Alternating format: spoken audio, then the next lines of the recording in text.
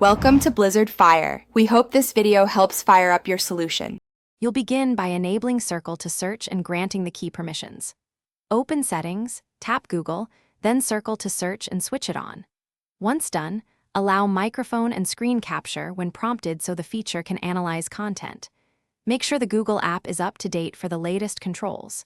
If you've enabled power-saving modes, disable them briefly so Circle can run reliably. This prepares the phone for the interactive search gesture.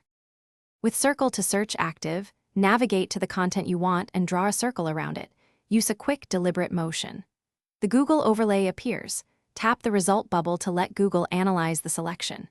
You can pick search, translate, or copy from the action menu, and if the capture missed details, use the handles to refine or redo the circle. Keep movements steady and avoid overlapping system gestures. That helps the model detect edges and text accurately. After choosing an action, review the results and follow links or use Translate or Lens to extract more info. When you're done, close the overlay to return to your app. If Circle fails to activate, reboot the Pixel, clear the Google App Cache, and check permissions again. Make sure no accessibility or gesture apps are intercepting input. Disable them temporarily to test.